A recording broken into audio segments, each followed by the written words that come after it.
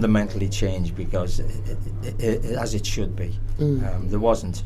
And I think what we had is women felt as if they couldn't belong to it, as if the voice wasn't heard. But as you said, Brenda, yours was definitely heard. But it was always nice with it. There was a time when I didn't speak, or you just ask a question, because I didn't have anything to say. But I'd think, I have to find out about that argument. I'd ask a question.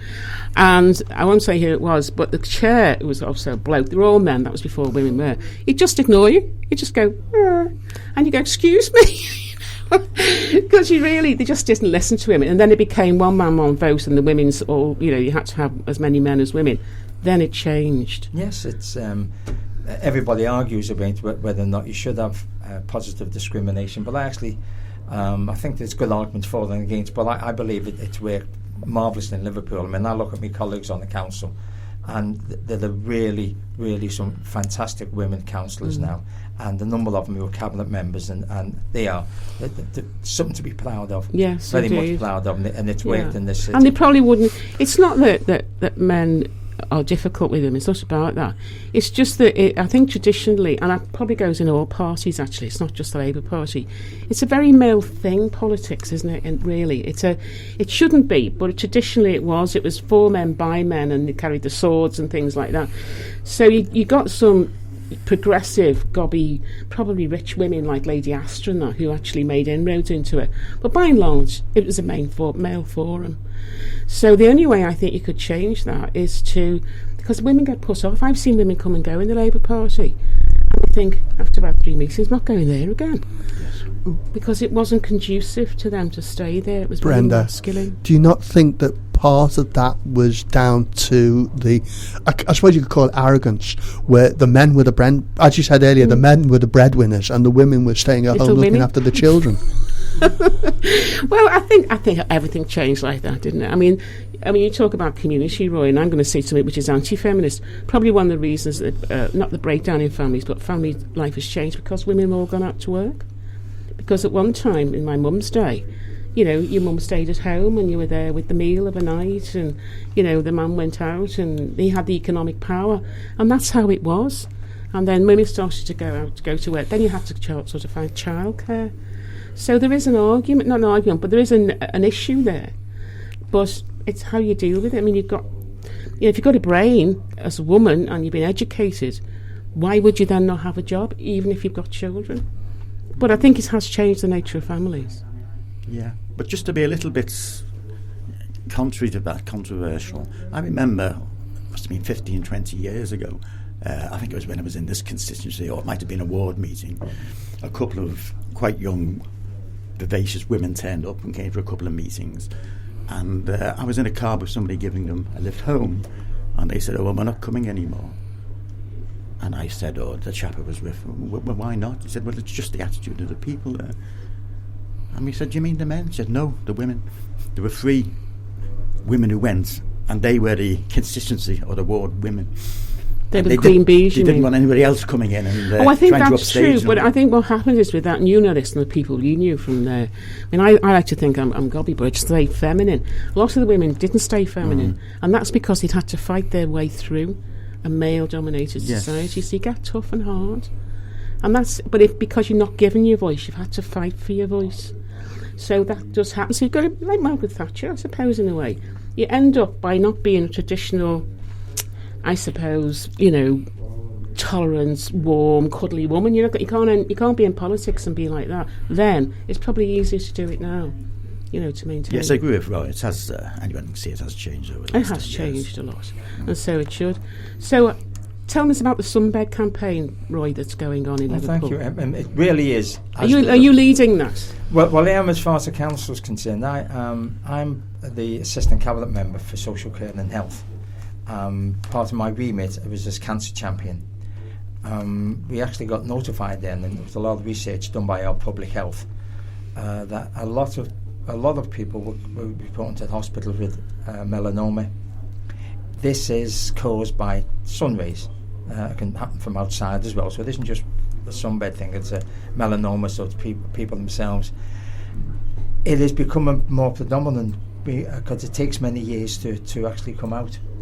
So after research, it was discovered that the sort of sunbeds within the country, it isn't just Liverpool, it was looked at, and the government made the decision that anybody under 18 will not be able to use sunbeds.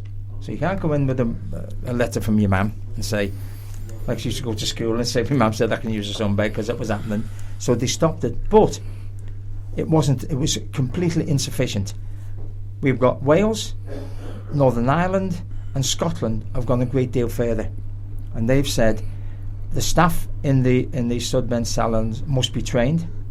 They must be able to advise people going in there what the kind of treatment you can have on the sunbed.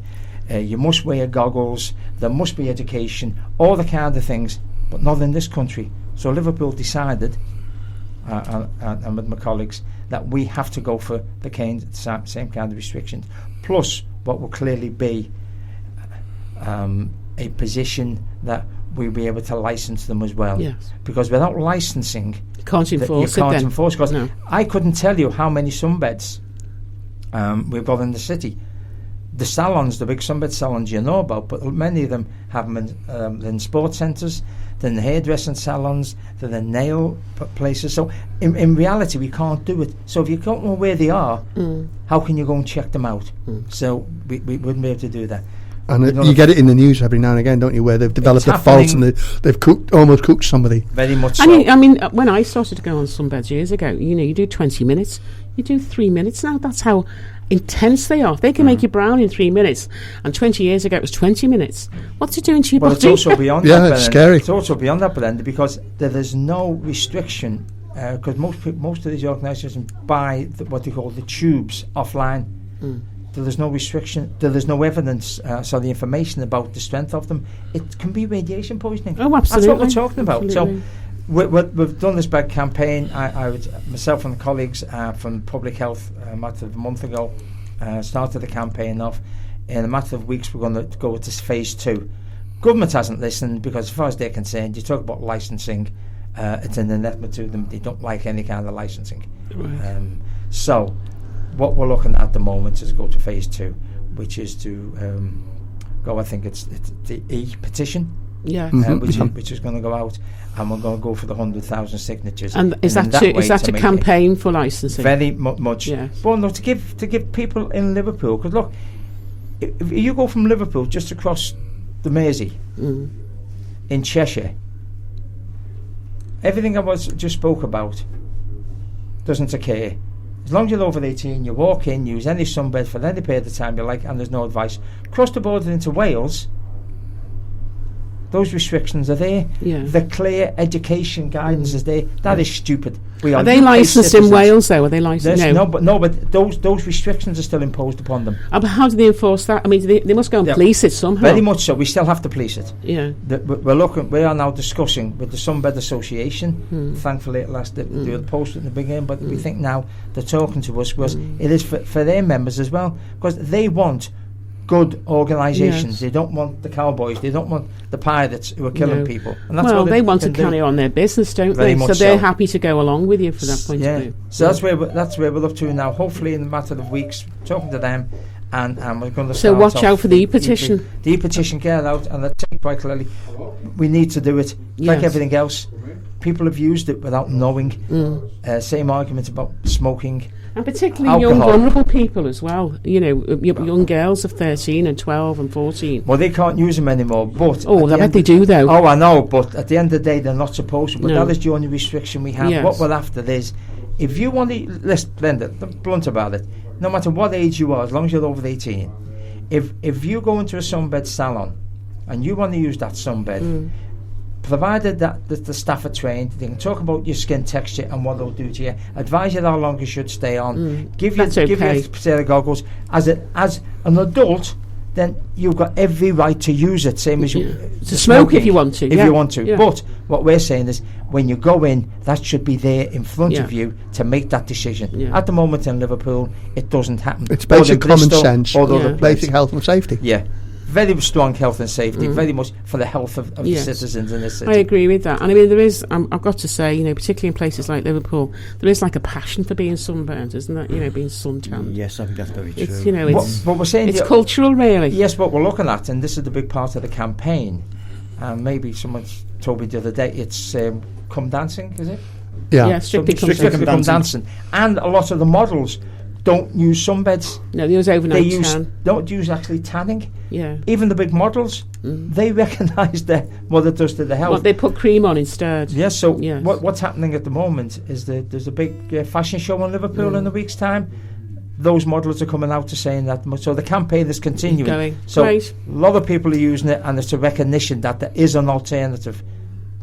And lastly, to look tanned, if you like. Roy, thanks for doing that, Roy, and we'll put that up on our website as well. Thank what you. You've just said. Dave, as being the lay president of Unite, I'd like you to talk a little bit and just summarise for us and for Roy, really, what unions mean to you and what they should mean to people out there. Because mostly people only come in contact with unions through a workplace. But there's lots of people who could benefit from unions, isn't there? Certainly there is, yeah. Well, I was thinking back when you asked me to come in about how I got involved and what the union did for me all my working life, and it's been quite a long journey. I actually started working in an insurance office in town here in 1960. I know you're saying impossible, he can't be that old, but I'm afraid that's true. And it wasn't very well paid. I mean, incidentally, just as an aside, to back up something Roy said some time ago about the employment prospects, I mean, it was never a great city for employment, but there were literally thousands of people just working insurance in town in 1960 when I joined, and there was 3 or 4 companies had their head offices here. It was a booming commercial centre. But it was because of the ships, wasn't it? Yeah. Yes, a lot of it was based in the marine insurance, and that's very true. But I didn't come from a union background at all. I started this job, and it wasn't well paid, but I mean, not many jobs were. But I was taken aback about how autocratic it was. How basically you were bullied by the chief clerk and the managers and all that sort of thing. And I remember saying to one of my colleagues, they could do it for trade union in this place. Well, you must have been a rebel then, Dave. Possibly. And he said, oh, well, there is one. They came in with some leaflets, and it was a union called, rather quaintly, the Guild of Insurance Officials. And when I looked into it, it was quite well established. It had been going since 1919, and it was affiliated to the TUC. And it had recognition basically in the companies which dealt in life insurance, the knockermen. I don't know why, it was just a historical thing, the likes of the Pearl and the Royal Liver and Liverpool Victoria. So I started going to the meetings, and then somehow in 1963 I was asked to go to the annual conference, and I had to get up and speak, which at that time was a great ordeal for a young man of 20.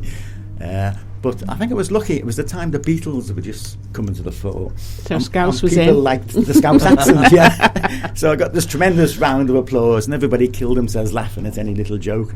And I was hooked on it then. And I got on the National Executive about 1969. We changed the name to the Union of Insurance Staffs, at which stage ASTMS and Clive Jenkins was expanding rapidly. White-collar trade unionism was suddenly in, and we decided to merge with ASTMS. And what I would say, what coincided with this expansion of white-collar trade unionism, although we had long fights to try and get recognition, conditions at work.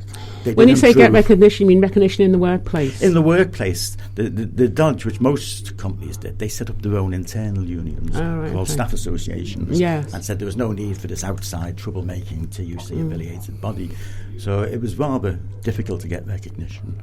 And gradually the staff associations became staff unions. And in our case, they merged with another union, the Bank Workers Union, which caused a great deal of bitterness. And ironically, they're now both part of Unite, so all that sort of thing was... so you just rolled until it got bigger and bigger? Yeah, but the pressure on was obviously seen by the management, and salaries improved, pensions improved, flex time came in, all sorts of improvements came in. You talked earlier about...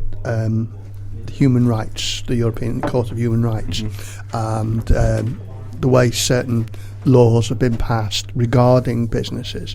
Now, unions were formed to do that originally, weren't they? To police the bad employers, shall we say.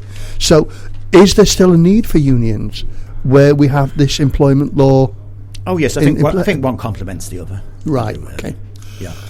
But the unions... Sorry, go ahead. Yeah, I mean, when you go back to... And the great thing to have due about history, look at many union banners. You can see the fights they put in. Yeah. The talk of right for women work.